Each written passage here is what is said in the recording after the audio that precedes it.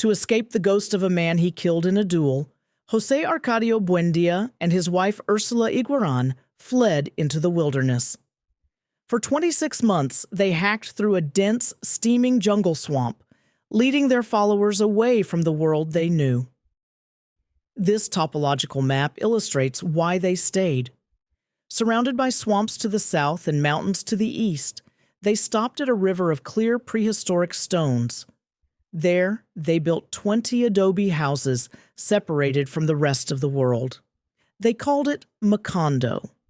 For years, their only contact with the outside world was an annual visit from a tribe of ragged gypsies led by Melquiades.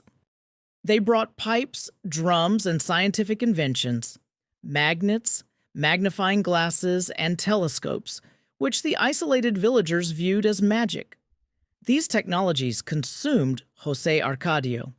He abandoned his community to perform frantic experiments, attempting to extract gold from the earth with magnets and map the stars from his courtyard. His mind eventually broke, and he spent his remaining years tied to a giant chestnut tree in the yard.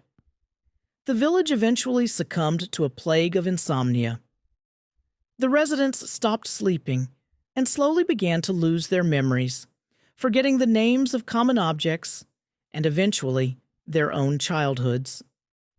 They were sinking into a state where even their own identities had no meaning until Melquiades returned with a cure. Once the village could function again, news of its location and fertile soil spread to the coast.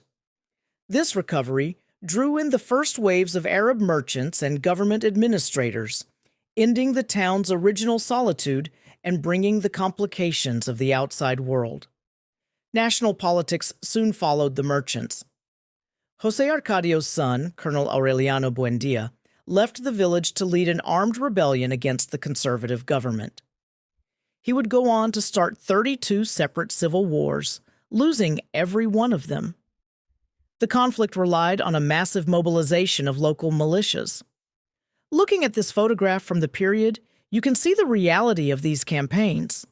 The ranks were filled with youths, barely old enough to wear the uniforms, carrying rifles into battle.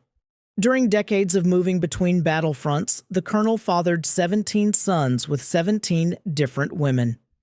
These 17 brothers eventually gathered in Macondo and received matching crosses of ash on their foreheads during a mass. The ash proved impossible to wash off. Later, government assassins tracked them across the country and shot them directly through the markings. Broken by the violence, the aging colonel retreated to his family home.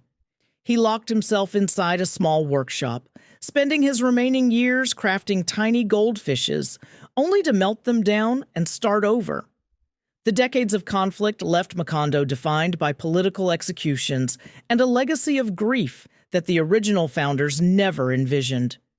When the railway arrived, it brought an American banana company.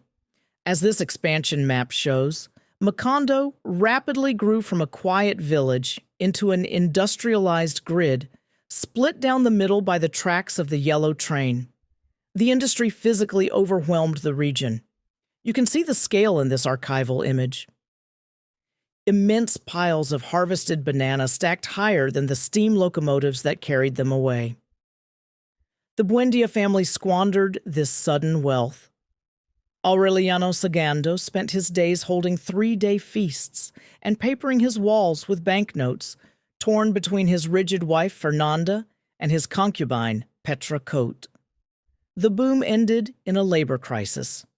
Protesting terrible conditions, the banana workers went on strike.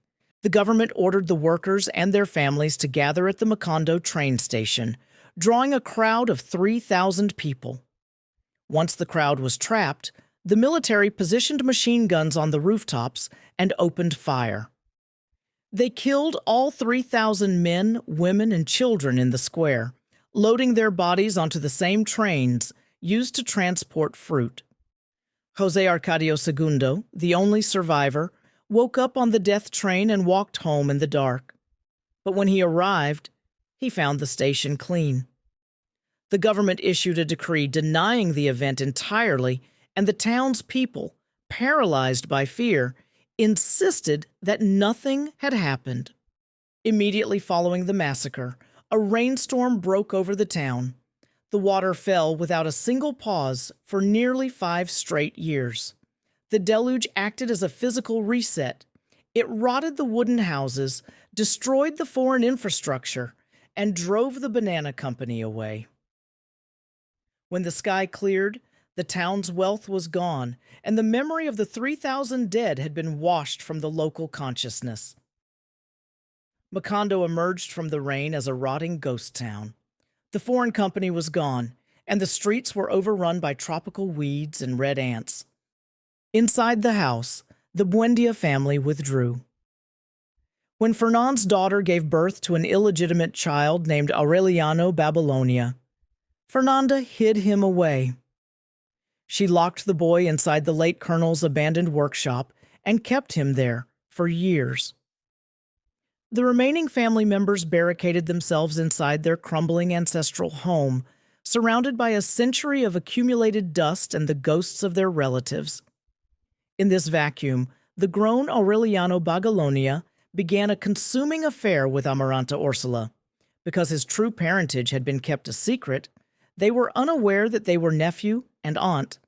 Amaranta Ursula died in childbirth shortly after.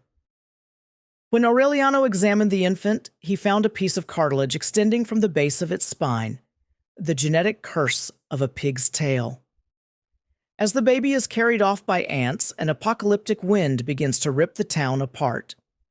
In the center of the storm, Aureliano sits down with a stack of encrypted parchments left behind by the gypsy Melchiades, and finally understands how to read them. He finds a precise history of his own family.